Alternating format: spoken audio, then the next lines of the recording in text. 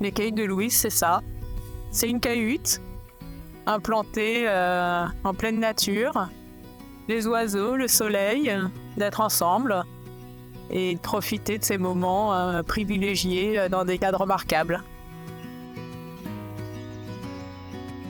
Se créer des souvenirs ensemble, en fait, c'est ça, je crois, l'objectif ultime de l'association. La cahute, ça va être un endroit où tout le monde va se retrouver, un autre espace-temps.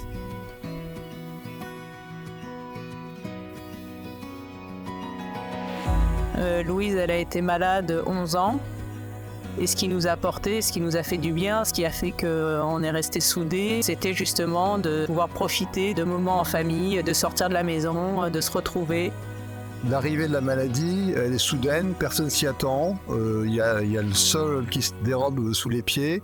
On va nous dire, voilà, il faut venir à l'hôpital tel jour, il faut subir tel traitement. Et on est toujours dans l'attente de bonnes nouvelles. Voilà. Donc, il y a un côté passif. Alors qu'à un moment donné, il faut aussi reprendre les rênes de sa vie parce que la vie continue à côté. Le message, c'est sortez du quotidien, sortez de la routine et osez passer des moments en famille à l'extérieur.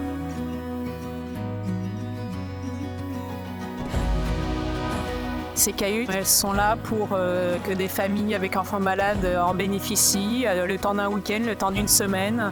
Ils viennent de façon gratuite profiter de cet espace, profiter du patrimoine qu'il y aura autour.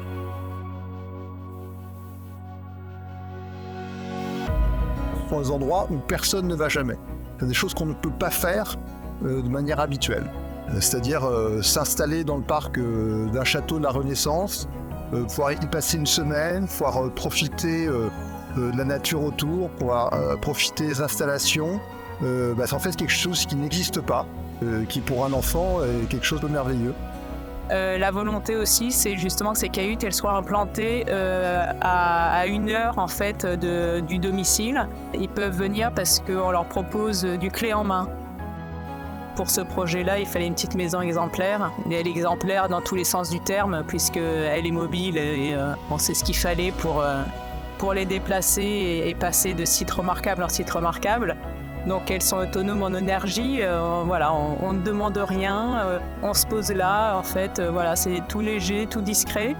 Elles sont écologiques, elles sont faites à partir de matériaux naturels français, donc moi je trouve que c'est aussi les valeurs qu'on veut véhiculer aujourd'hui.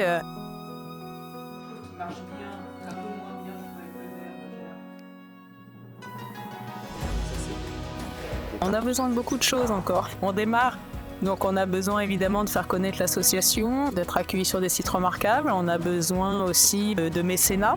Il ne faut pas oublier que les séjours qu'on propose aux familles sont des séjours gratuits, parce qu'encore une fois, on ne veut pas que ça soit un critère, un frein à cette autorisation de sortir de la maison. On ouvre donc la première saison par l'accueil de 2 cahutes et d'une cahute sous forme de serre. Et ces 3 cahutes arrivent sur le domaine national de Chambord le 15 juin pour accueillir nos premières familles. Et puis après, on a la chance de poursuivre l'aventure en allant au château de Chenonceau, puis au château royal d'Amboise. Et pour finir la première saison au domaine de Candé. Au total, on devrait accueillir une 30aine de familles.